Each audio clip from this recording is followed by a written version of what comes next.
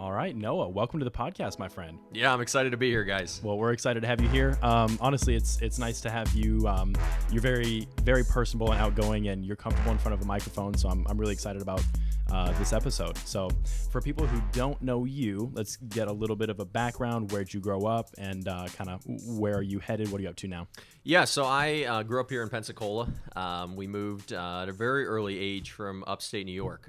My parents kind of had a life change in the early 80s where they really started to follow the Lord in his leading. And they, throughout my entire lifetime, we've worked at Christian ministries, my parents, that is. And so we moved down here in 2005. Been in the area now for 16 years, grew up here, went to Pensacola Christian Academy, and then ultimately went to Pensacola Christian College out of high school. And it was during that time I always wanted to work in sports. I'm a huge Yankees fan, so don't hold that against me if you're watching or you guys. Yeah, I know, Michael, you said you're not a huge sports fan, but I'm a big Yankees fan, so I grew up around sports. And the dream early on was, hey, I want to be the shortstop for the New York Yankees. I want to replace my idol. And, you can look at me.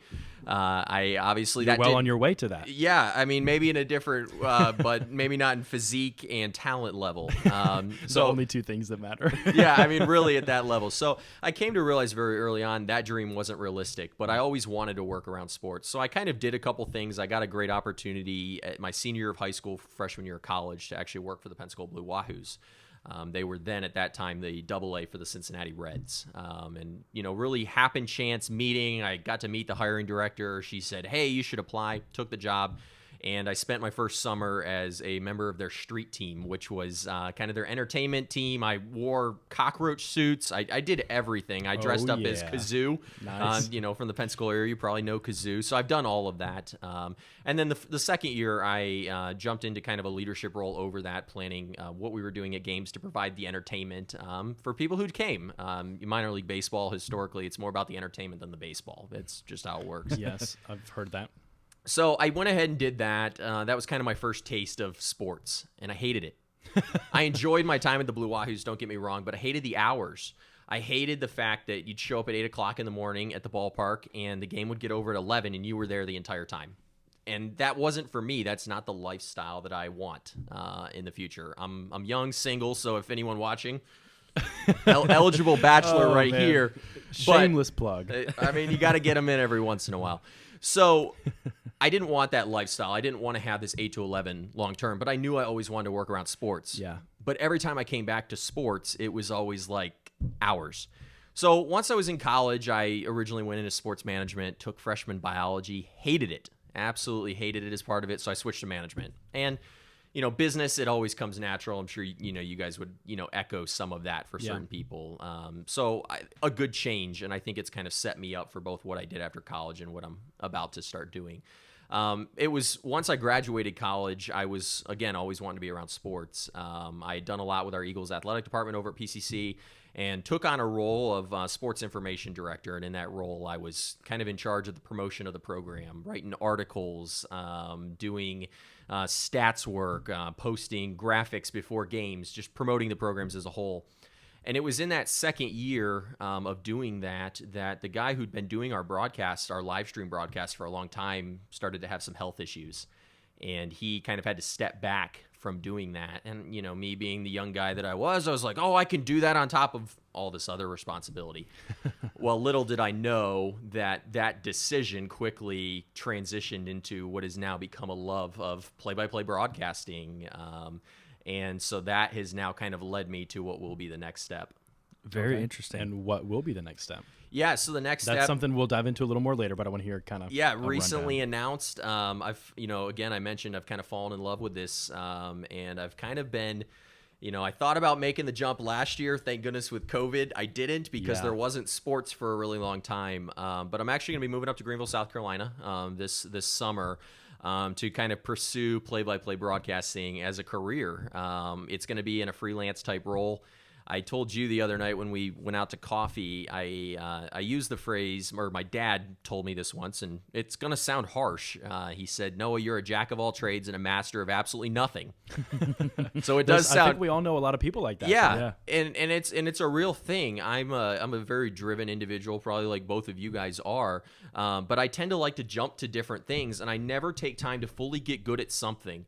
And so that's what this next year is going to be for me, jumping in, doing play-by-play broadcasting, full time as a freelancer, in hopes that creates the opportunity that I'd like to, do this more full time, have more of a regular salary, instead of just constant, having to hustle. Hustle's a big word in our generation. Yeah, it really is. And everybody likes to talk about the hustle. But I think it means a lot of different things to a lot of different people. Absolutely. And I like how you said that, how you, kind of jump around to different things. I have always struggled with that same thing. Just getting interested. Oh, this is a really cool thing, or a really cool idea, or a sport, or whatever it is in high school. And then getting involved I majored in finance when I first went to school, and I was like, stock trading, that is so cool. I want to do this. And then when I got into real estate, I was like, okay, I'm going to settle down and just do just this. And then around the 6-month mark, I was like, man, this is getting kind of boring, but you got to power through it. Like you said, if you want to be good at anything, which is where the long-term benefits come from, it doesn't come from doing something okay for like a few months, so you have to have that commitment.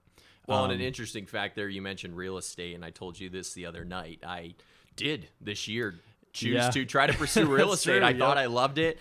I literally got all the way up to the point of taking the test. I took the test, and interesting fact here, me and Michael actually scored the same on the test. We both had 72s out of 75. Yep. Well, and we're going to have to cut that out. That's a fact I've tried to keep quiet from the audience. It's one of the, it's one of the hardest tests out there. It's I think 60% fail rate. Yeah. So I got all the way, took it once, and haven't gone back, and don't plan to go back right now. But, a little interesting tidbit right there. Yeah, so you really have kind of dabbled in a lot of different things. And you have a rental that you're currently flipping now, right? Not a rental that I'm currently flipping. I bought a house right out of college, completely right. Okay. renovated it, flipped it, and then bought the second house. Okay, so kind of a little bit of a hustle there, so too. you are dabbling in real estate, at least. You haven't just completely thrown it to the wayside. Not completely. I want to go back to college then. When you were working for the Blue Wahoos, you said that was kind of a chance encounter that you met there. How did that even happen? Yeah, what was that story? For those of you in Pensacola, I believe it was 2013. There was a player. His name was Billy Hamilton, and he got the moniker basically as the fastest man in baseball.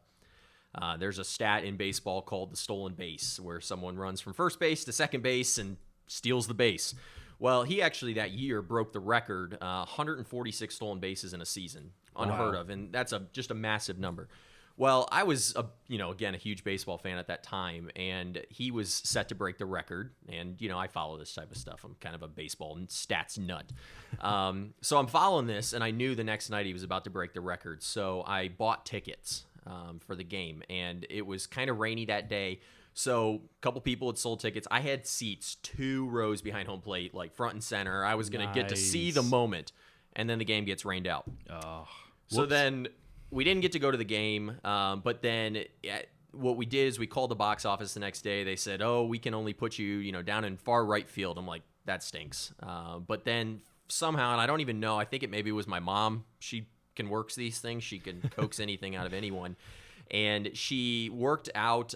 We got 2 seats right next to the dugout, like closer than the first night before. Nice. And they were on folding chairs, but I didn't care. I was sitting there. Yeah. And so me being the outgoing person that you guys are probably seeing today, I started talking, and at this point, I'm 17 years old. I started talking to the hiring manager, unbeknownst to me. She's sitting next to me, and I just had a really good conversation with her. And next thing you know, she hands me her business card and says, hey, we're doing this hiring, thing next month. You should call. And I said, wow, wasn't expecting that. I love stories like that because then that's kind of what I was looking for, is just being outgoing to the people around you. I have a friend who he'll talk to me about, so-and-so doing this. And I'm like, where'd you meet this guy? Oh, in line at Starbucks. And I'm like, I would consider myself an incredibly outgoing person as well. But man, I mean, it's kind of tough if you're sitting on an airplane seat or something. You don't want to talk to the person next to you, like at an event or something. But I mean, big opportunities come from that. That's yeah, interesting. I mean, you're not wrong. I had a chance meeting in the Atlanta airport a couple months ago, and the guy I got talking to, I literally leaned back. He was wearing a Yankees hat, so similar thread throughout all of this. And I said, "Go Yankees! There's a game on." And next thing you know, I strike up an hour-long conversation as I'm stuck in Atlanta on a layover. And come to find out, he was actually the football coach for several NFL stars. Really nice guy, but if I hadn't taken the opportunity, and I would encourage people watching this, but just any young professional, take those opportunities. To extrovert yourself. Yeah, and I told you a story the other night too. Don't go in and judge a person based on what you think they are. Because I've had opportunities where, I reached out to a guy on LinkedIn, and I came to find out after I had set up a Zoom call, he was younger than me, and I was asking him for professional advice. I had a call, and the information he gave me was something I hadn't heard from some guys that are older than me. So everyone has value that they can bring to a relationship, and I think it's your job to figure that out, to figure out how to get to that value in a conversation. But everyone brings value to every conversation. Yeah, I completely agree. That's something that we talk about often. Just there's something you can learn, whether good or bad, from anybody you talk to. And I think that's a good mindset to have, because otherwise you just turn into somebody who you only talk to the people who you want to talk to, and it's not good, especially in business. You have to be able to just talk to anybody, I feel. So that's interesting. You had a chance encounter with their hiring manager and got hired on. So you gave us a little bit of your kind of role there. Do you feel like that directly influenced and helped you kind of figure out, because I know you were put into a broadcasting role at PCC. So how do you feel like the Blue Wahoos thing benefited you? Yeah, I think the biggest thing it benefited me was helping shape the direction I wanted to go in my career. Okay. Just that exposure. Yeah, it was the exposure. And again, it was the hating the hours and realizing that, the trot for minor league baseball over the course of 10 to 15 years in hopes that you can eventually work in Major League Baseball wasn't something I was interested in. Yeah. And so I think that was the biggest thing. But again, making some, lifelong memories. I mean, how many people can say that they've dressed up as a 6-foot-tall cockroach and run across the field with 300 kids chasing them? If you haven't seen that event, it is incredible. I want to look it up now. You need to. That's going on my bucket list. I mean, it was definitely quite the event. My boss told me if I ever got caught, I was fired, because at some point there was going to be 300 kids on top of me and the inning wasn't going to start. So I still remember there was one time I look over and there was a kid that was in front of me, and I'm like, oh man, bowl him over. I basically did. And but great experiences. Most people in Pensacola probably can't say they dressed up as Kazoo, the big blue mascot for the Blue Wahoos. So I've had some great experiences, got to meet some great people. And I don't know where that's going to lead eventually. I had a cool opportunity, and we can get into this later on, to broadcast some games down there recently, and that kind of came out of some of the connections that I had before. So it's interesting. I'm a Christian, I'm a believer, and it's interesting to see how the Lord kind of threads all of this together. Yeah, it's like a spider web. Everything we don't know, you don't understand how at the age of 17 how that minor league baseball role helped you. But then as you get farther down and you start pursuing things, and even if it's just having made an extra LinkedIn contact, you just never know how those things are going to come together. But it's when they do that you kind of get this light bulb moment, like, wow, wasn't expecting that. Everything worked out, so this could happen right here. I love those kind of light bulb moments, like you said. So that's cool. So you did. I'm sorry. When did you work for the Blue Wahoos? It was when you were in school, right? Yeah, it was 2013. It was the summer of 2013, which was right after I graduated high school, and then it was my freshman year, 2014, that I worked there. Okay, I love that you were doing other things as well as school. That's one of my biggest qualms with a lot of college students, is that they study and then they have their social life and that's it. I feel like when you're in school, that's prime time for you to be filling up your spare hours with extracurricular things like that are involved in the industry that you want to go into. I think that's huge. I completely agree. I mean, you can spend time in your room watching Netflix, or you can go out, chase your dream. And I would say that it's something that you need to be doing, especially if you know what you want to do. Exactly. Internships, I think, are huge. Just the more exposure you can get to the outside world, to business in general, is only going to benefit you down the road. And it might feel like, I didn't have much of a childhood, or I didn't enjoy college. Well, You're gonna enjoy the rest of your life. Yeah, I mean, it's I told you this the other day, and it's this. Dave Ramsey has a quote, and he says something along the lines of, live like no one else, so that someday you can live like no one else. Yeah. And I don't take that in the context of financial. Me and him don't always agree on financial type things. But what I can say is, if you know what you want to do, if you have a goal, live like no one else, so that someday you can live like no one else. Because if you accomplish that goal, then you might have the lifestyle that you want someday. Yeah, So exactly. that would be a big piece of advice. Yeah, and it's going to be a sacrifice, but in the end, is the sacrifice going to be worth it? If you could trade some hours watching Netflix for the kind of life you want to have, I think we would all make that trade. But do we make that trade? On the day to day, it's kind of a tough thing to keep sight of. So yeah, I just wanted to throw in a plug there for internships and being busy during college. I was very busy. Well, I was working during school as well, but I had an internship my second year. And honestly, I haven't even really talked with you much about this, but I wanted to go into real estate, but I wanted to do multifamily investing. And I don't want to talk about me too much, but when I found an internship and I was like, I'm going to work with a property manager and learn property management so I can manage my own properties down the road. Well, I started with them and they were like, no, you don't want to do this. All we do is go around and check that there's no leaks and sprinklers or pick up trash and things like that. So they referred me to the sales side. I thought, well, I could do real estate. And then they were like, well, you don't want to do commercial when you start off, you should do residential. And that just kind of all trickled down to, okay, I'm going to get my residential real estate license and then we'll just go from there. But if I hadn't been, when you're in school, you're taking marketing classes and business classes and things like that, and you're not getting exposed to the day-to-day functions and roles within different industries. There's so many different jobs in every single business that you just wouldn't even know if you weren't, like you said, in internships or just there meeting people, working with them, Well, and it goes right back to kind of what we were talking about earlier of trying different things and figuring out what you want to do. I had a buddy who he had a cork board and he put, there were 7 different things that he wanted to try. And so he pinned them all up on his cork board and he'd pull one off and he'd try it. And then he would decide if it went back up on the cork board or if he threw it in the trash can. Interesting. But in college, I think that, by doing internships, by being out there trying different things, it does give you the ability to kind of test drive your future life without the pressure of, hey, I've got to bring home a paycheck. Exactly. And so that I think is interesting. You kind of get a read on what you do and don't like. And then once you get to that senior year, you're looking for jobs. You maybe already have a concept or, like you mentioned, a contact that you can leverage or someone who's given you some career advice, some experience. I know that's we always see on these resumes, and I think businesses miss the point a little bit. You always see required 2 years of experience and a bachelor's degree, and they're missing a lot of talent because of that. Yeah. But at the end of the day, that experience, especially in the business world, is so important to have already had. And so that's, again, something I'd echo. Yeah, 100%. So that's cool that you were busy and doing different things during school. And then take us through after you graduated. You started, what was your role again at PCC? Yeah, so after I graduated, I was a management major, marketing minor.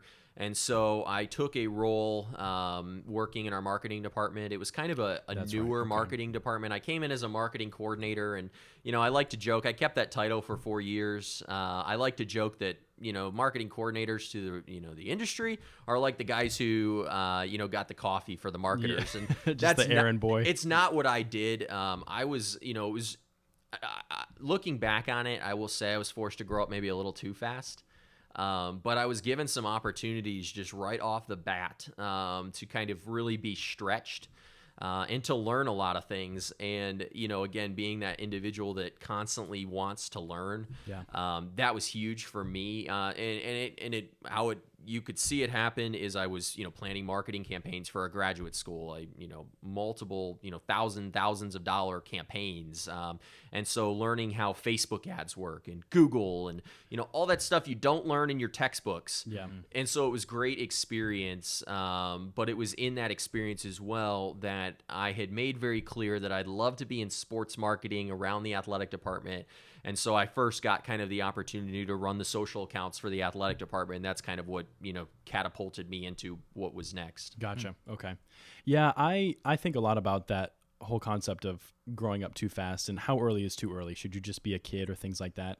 I feel like just echoing what you said earlier, live like no one else so you can live like no one else. How many sacrifices are you willing to make? And in the end, what is it really worth I don't know. Maybe this is a really bad line of discussion, but I just feel like you having just made the decision, okay, I'm going to become focused and progress toward these goals and just start working now and be forced into uncomfortable situations for that growth. I would say that that's incredibly valuable, you know, and I think a lot of people would boohoo and feel sorry for themselves because, well, I didn't get to enjoy my college years like I wanted to. But in the end, you'll be better for it, you know, and what value would that bring? You know, and I'll look back on that opportunity. There's two things there that I look back on. One was the opportunity at the age of 22, 23 years old to be sitting in the boardroom with the president. Yeah. And understanding how to act. And, you know, it was kind of a rocky road sometimes of like, when do you speak up? When do you don't? How do you dress? Those types of things. Did you ever get put in your place? Oh, I've definitely been, like, you know, because my boss will tell me I'm a very idealistic person. Mm-hmm. And by that, I mean that when I get an idea, my idea is the right idea and you better come along. And so there, you know, obviously you can kind of get put in your place from time to time there. I'm the president, you know? Yeah. So that was huge. Just that opportunity to be, you know, kind of experience that level. Most 23-year-olds don't get that opportunity. Yeah. But then the other thing I'll fondly look back on that I think is going to further help me in the future is what I learned in marketing. And I talked with a broadcaster recently, and, you know, we got talking about his experience, and his experience was in accounting. And he's now the broadcaster for the LA Kings, another sports reference hockey team out in LA. Well, part of how he got his job is when he applied, he used his accounting skills to build a Excel document that helped calculate all these stats for this team. And he brought that to the interview.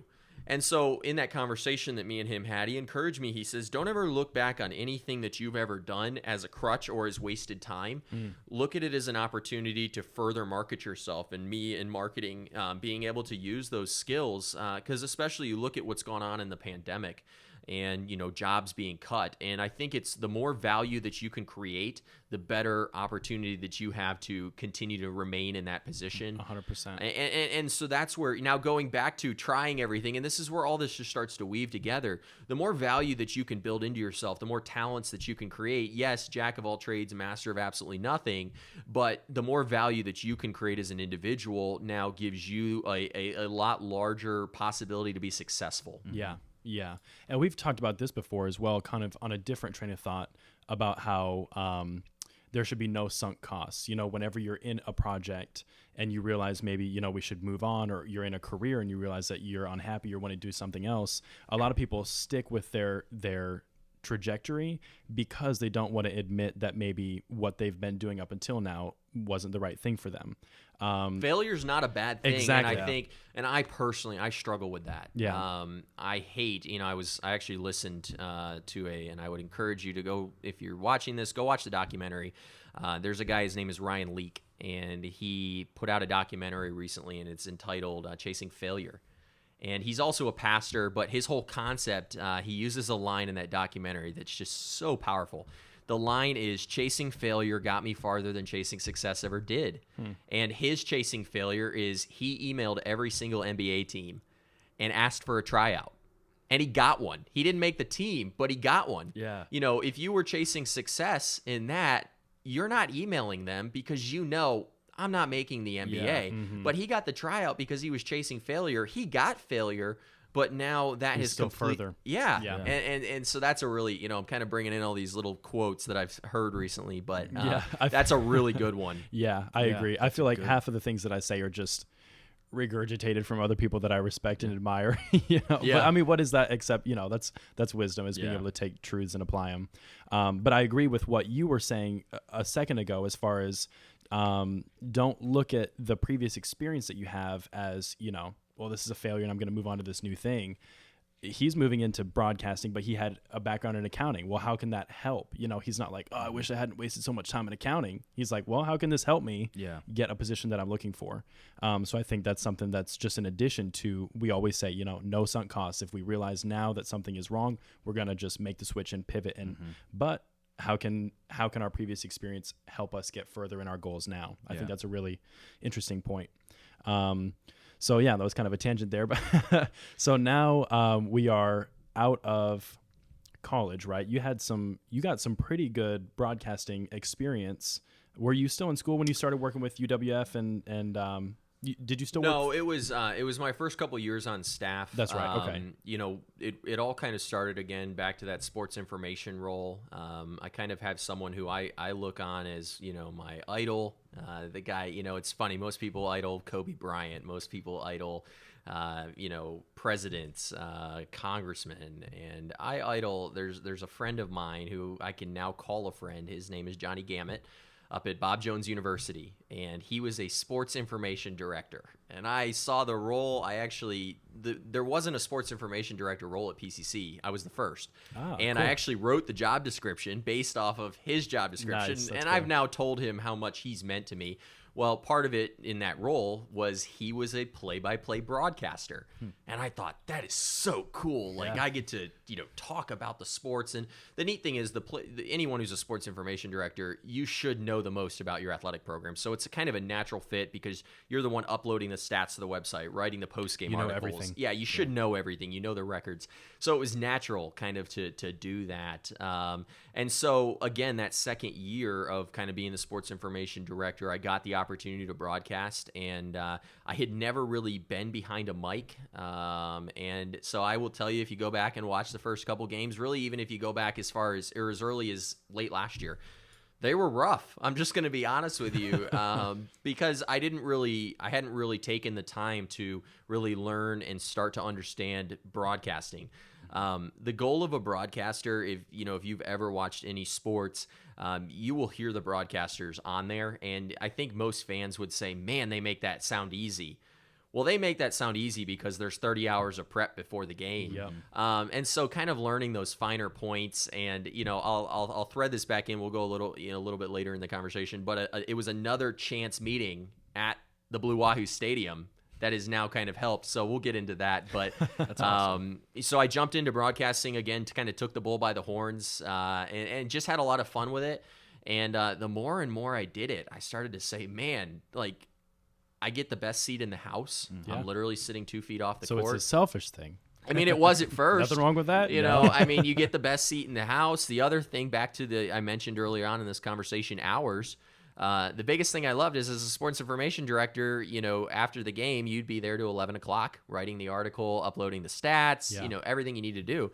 Well, as a broadcaster, all my work's before the game, and when the final buzzer sounds, I leave. And I watched that sports information director go back to his office and write his articles. Nice. That's there you awesome. go. And so, again, that's where being around sports, I'd always dreaded the hours. And now doing broadcasting, it's a different type of hours, and it doesn't involve being there till 11 o'clock at night most times. Yeah.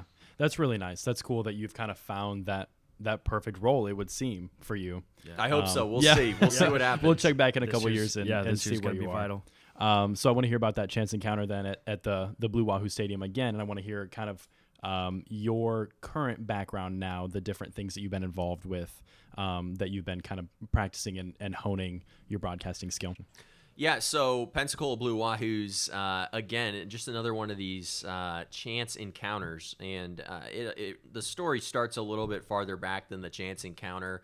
I, again, staying busy and starting to realize that I was into play-by-play broadcasting, I reached out to UWF and said, hey, I do play-by-play broadcasting for Pensacola Christian College. I'd love to start doing more of it.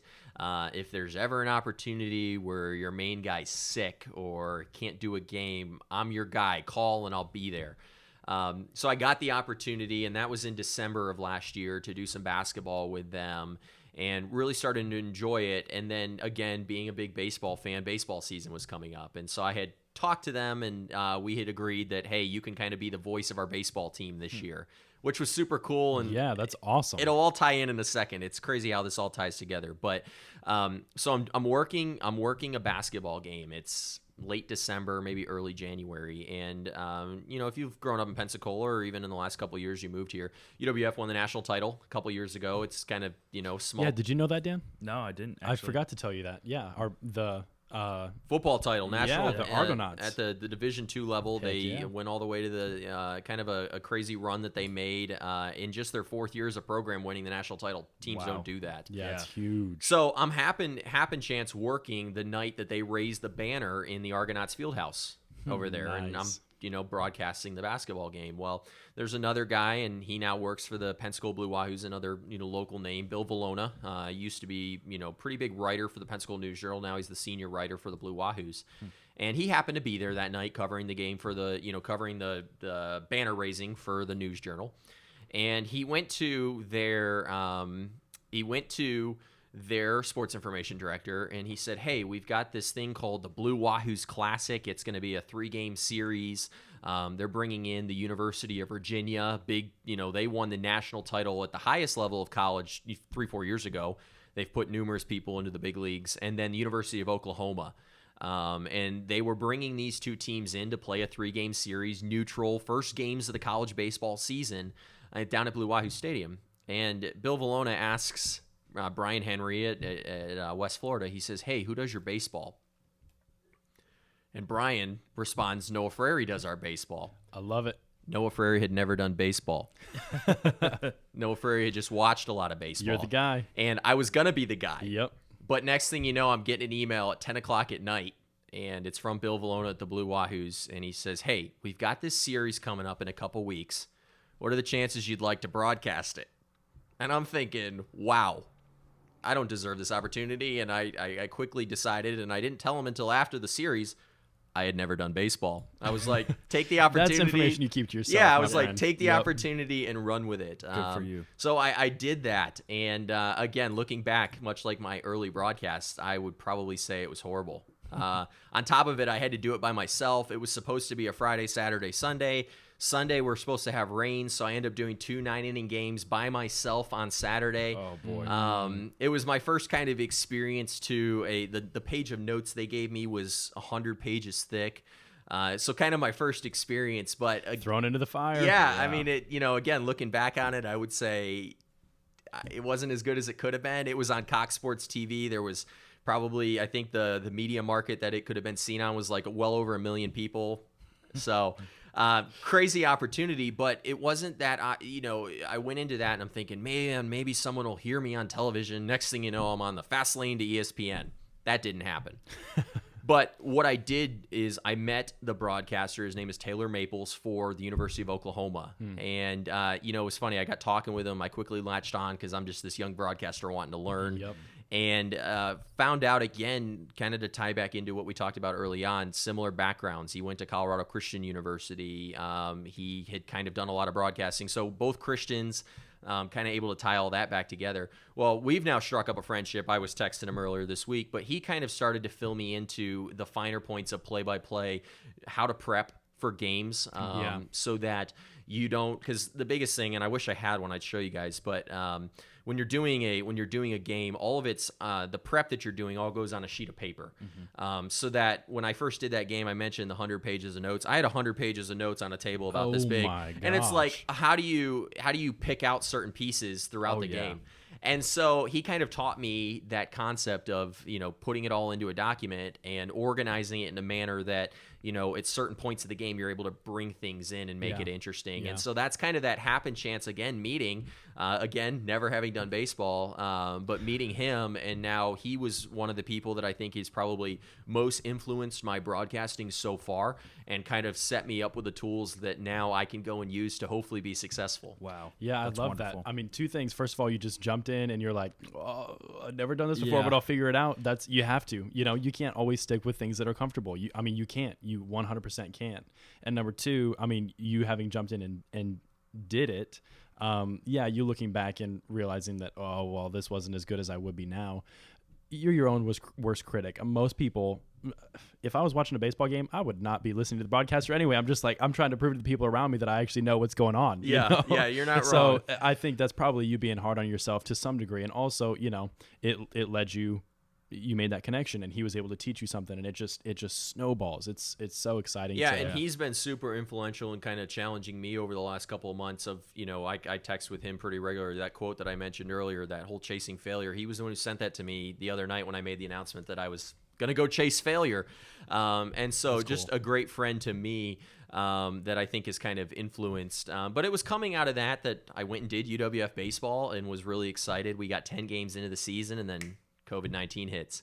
So that season gets cut short. And I will tell you, it was, for me personally, it was a really long 6 months. Because I tell people, I said, broadcasting is kind of like how I get my fix. I mean, there's nothing that beats an adrenaline high after a broadcast. Yeah. Sometimes you just got to go to Waffle House afterwards and grab some good food because it's going to take about 2 hours to come down off of that high. And so, it was a long 6 months, and, I battled just things personally. And it felt so good then once we got back to this fall to kind of get behind a mic. And so I think it was that not having it for 6 months that kind of helped me finally firm up the direction that I wanted to, because it was that moment that I got back behind the mic and I said, this is what I want to do. This is what I want to do. I don't imagine my life not having this. Yeah. Very good. I think that's something a lot of people never really experience, to some degree, especially a lot of kids in college. They're just like, what, let me look down this list of majors. What pays the best, find something that you're excited about. I think that's how I feel after we finish signing a deal. It's like you just get that rush and you're like, I want to chase this. This is exciting. We've all heard the statement, if you love what you do, you'll never work a day in your life. And I will tell you, when I'm prepping for a broadcast at 8:00 at night and I'm not getting done till midnight, that's not work. I'm sitting in a basketball game. That's not work. Yeah. And if I can eventually turn this into a career, I'm finally excited to, I think, have found what I would say, if I love what I do, I'll never work a day in my life. Yeah. So That's exciting. it's freeing. Yeah, it is. It really is. And I feel like, for us, it's definitely work day in and day out, but I feel like it's worth it in the end. It's exciting. So, well, that's cool, man. So tell us then a little bit of, where you're headed now. I know you said you're headed to Greenville, right? Yeah. So give us a rundown of your future plans, kind of where you're headed, what your plan is to do out there. I'm really interested in you just going to a new destination and just starting something. So I want to kind of make sure the listeners hear that. Yeah, going to a new destination, again, all my family's here. It was, again, all this just weaves together. It was that sports information role, meeting that guy at Bob Jones University, which is in Greenville, South Carolina. I've now developed a large friend base up there.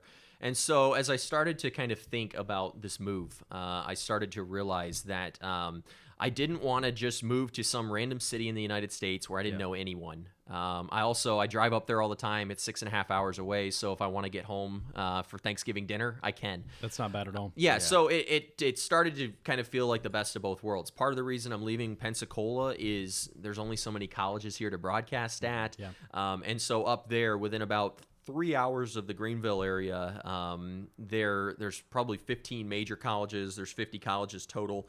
And so that's part of the reason, because I'm kind of taking a non-traditional approach to getting into the industry. A lot of people go the cable news route, and I think of a guy in Pensacola here, Dan Shugart. He's the nightly sportscaster, and a lot of guys will do that for a year or two. They'll get their next big opportunity. They'll move up to a bigger media market in hopes that they can get somewhere. Sure. I'm kind of taking a non-traditional route in the facts that I'm just planning on hustling and gonna hopefully make this happen with a little bit of luck, and just gonna broadcast a lot of games. A little bit of luck, a lot of coffee, and a lot of Jesus. That's how I look at it. Amen, brother. And so I'm going up there. I've already, and this kind of gets into LinkedIn and some other things. I've done a lot of networking, kind of prepping for this move over the last 6 months. A shameless plug for LinkedIn. I think it's a great way for people to meet other people. I will tell you, if you want to connect with me, do it. Send me a message when you connect. Like, don't just be the person who randomly connects with random people. Yeah. Send me a message and tell me why, because that's how I found success. There were some larger name broadcasters that I've been able to connect with, and it was simply because the message I sent to them was, hey, I'm an aspiring play-by-play broadcaster. I'm just looking to learn from industry professionals. And for them, I've been told this, it was refreshing, because they get a lot of people who reach out and say, hey, can I get a job? Hey, can you give me a recommendation? Sure. And they're like, dude, I don't know you. Yeah. I can't do that I can't for put my you. name on you. Yeah. But what's been neat is to see how open some of these industry professionals are to, I've had hour-long Zoom calls. I had a guy from ESPN say, hey, I had a football game this Saturday. I've got a 2-hour drive home. Give me a call. I'll talk to you for an hour. And so it's those Awesome. types of things that now I've taken little nuggets out of each one of those conversations and put that into what I'm doing. And so that's been huge. And so now I've, kind of expanded my LinkedIn base, trying to grow those connections in that area. And then this summer, what I'm going to do is I'm going to move up there in May. There's if you're listening and you work at one of those schools, you're going to be getting an email and a letter from me in April or May saying, hey, I'm moving up to the area. I'd love to get involved. I'd love to be the guy that fills in, much like I did at UWF. Yeah. In hopes that creates other opportunities. The ultimate goal is, to work for one of the major networks, to, ESPN, CBS, Fox. Be that guy who travels around and does different games in different places all the time. That'd be the dream. We'll see. Yeah. We'll see how I get there. But the goal is kind of just, in my mind, out hustle everyone this year. I know it's going to be a tough year, but I'm also looking forward to the challenge. Yeah, Wonderful. That's exciting. So, and I feel like you touched it in talking about it, just reaching out to people on LinkedIn and kind of getting that advice. What advice, and I'm kind of springing this on you now, but what advice did they give you? What were some things that was really helpful as it pertains to broadcasting? What were some things that you were like, wow, this is really, really good? Yeah, I've got two that just pop right to my head. One, I got a chance to talk with the broadcaster for the Seattle Mariners, and I'm not going to use the colorful language that he used, but his piece of advice was, don't be a jerk. Be a legitimately good person, care about people. Because he said that when you do that, people want to invest in people that are nice people. Yeah. And so, one of the things he's mentioned, and I heard from another guy, was he would take time. I'm the broadcaster, I'm the face of the broadcast. Well, there's 10 camera guys behind me. There's guys who are producing, much like you guys will have to do after this podcast. Danny, not me. Yeah. Thank goodness we've got Danny. Yeah. But ultimately, to take time, and I've done this. I used to always do it. It was kind of just something I did, but I would take time to talk to the camera people or to thank on broadcast the people working behind the scenes. Yeah. And so again, it's not out of trying to be haughty or anything, but it's doing those things. It's just being a good person, because opportunities come about for people who are just genuine. I think genuine is a great word. The second piece of advice that I was given is get reps. Get opportunities to talk behind a mic, whether it's in a game or doing a podcast like this. Getting used to your voice. Like I said, I've now, over the course of this year, developed how I put my document together of facts, and it's just out of reps and more repetition, again, listening to yourself. And so I think those are two of the biggest piece of advices that I've been given, but I think the one that resounds the most is the be a genuine person. And so I think that's something I would echo. If you get an opportunity and you kind of go the route that I am and you're reaching out to industry professionals, take time before that phone call to research their background. Yeah. Because again, we talked early on in this about having conversation. There was one of the broadcasters, I had gone on and researched a little bit. Well, I happened to find out that his dog's name was Lola, and Lola was a German Shepherd. I grew up with 2 German Shepherds. And so when that came up, when he mentioned his dog, I was able to say, oh, Lola, right? And, I said, I saw that was on your bio on the website, and I saw it was a German Shepherd. I grew up, instant connection. Yeah. So take the time. And again, I think being genuine is taking the time to know who you're talking to. Yeah, absolutely. Instead of just jumping in and kind of freewheeling it a little bit. Yeah. Well, because that shows you care. Even if it's a means to an end, you've put the effort out to know something about the person that you're connecting with. Yeah. And a lot of people aren't willing to even put the effort out, whether it's for their own gain or not. And I will give you this. Here's one question you always ask. So I'm a nobody to these guys. These guys, as I mentioned, one of them does ESPN. Yeah, they don't have to talk to you. They don't. Yeah. And so the biggest question that I always ask, and I've failed with a couple of them, but hey, how can I continue to bring value to this relationship? I don't want it to always be a take relationship, but I do want to stay in touch with you. And they've given me some good advice. A couple of these guys, it's like, hey, if you see an article about one of the games I'm doing, send it to me. Or there's another guy, he does college basketball for ESPN. And the other night I saw that there was a close game. There's a website where you can check to see who's the broadcasters. I saw it was the guy I had talked to. went and watched the last 5 minutes of it, and then just shot him an email after the game and said, hey, I enjoyed it. I hope you had a good time. That's hope your cool. family's doing well. And so it's just little things like that, again, it's that, in my mind, it's top of mind awareness to some extent. One of the guys put it best. He said, well, at the end of the day, your name's in my email inbox now. And so if I ever hear of an opportunity in your area, your name may come up. Yep. But again, it's also trying to continue those relationships as much as possible, because you never know where that relationship's going to lead. Yeah, I mean, the same is true in every industry, especially yeah. in real estate. We're trying to figure out, how can we stay top of mind? How can we develop these genuine connections with people, so they know that we're not just here for a transaction, we're here to genuinely help, so that's, like I just said, the same is true in everything. Yeah. Well, I was going to emphasize it's a the skill. advice that you gave too, that it doesn't just apply to sports broadcasting. It applies to every area. Be genuine. Don't be a jerk. Yeah, and get those reps in. Yeah, exactly. Yeah, That's I mean, good. I think you guys have probably found that in real estate. The more deals you guys close, the Oh, yeah. easier they become. The more genuine you are, the more likely that someone is to give you a referral or to be repeat business. Yeah. So yeah, it's those are both just great things in life, but particular for me in broadcasting. Yeah, 100%. it. That's cool, man. Well, I feel like we've kind of dissected your life and asked you a lot of personal questions and things, but I'm intrigued by your story, and I'm just excited for you and where you're going to go. Oh, yeah. Got a bright future ahead, if I can say that without knowing you too well. I like to hope so. So we'll, like I said, a lot of coffee, a lot of Jesus, and some good luck every There it once in is. a while. We'll take a screenshot of you and put it on the podcast page with that as a quote next to it. There we go. Coffee, luck, and Jesus. Yeah, there we go. So where you said LinkedIn is where you'd like to send, we'll link that up in the description. Yeah. Is that where you'd like people to come and connect? Yeah, with you? I mean, I think there, Instagram, Twitter, Instagram and Twitter for me, it's at Calls by Noah.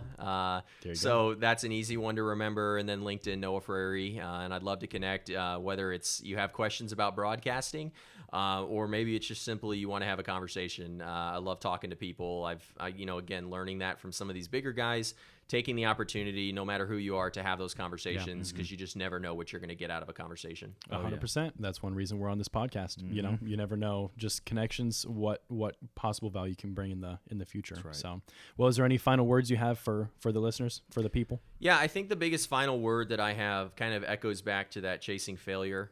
That's been really powerful for me in the last couple weeks as I've been kind of thinking through some of this. But don't be afraid to chase your dreams. And it's going to be a bumpy road to chase those dreams.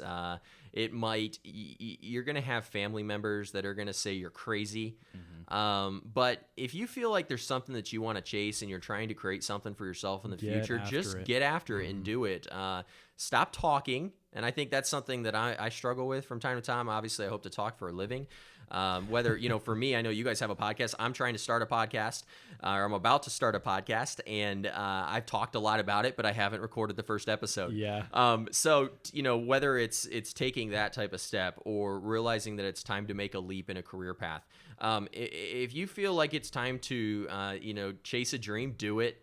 And, consequences, down the road, it's not a problem to fail. I think we mentioned that earlier, because you don't know if that failure ultimately gets you to, the next. I even think Steve Jobs failed initially with Apple. So, it's just chase your dream. And, I think that's very important. Fantastic. I love it, man. Well, this has been a good podcast again. Like I said in the very beginning, you're a personable guy and you're high energy. And I just feel like there's a lot of value here. So I really appreciate you jumping on with us and making that connection.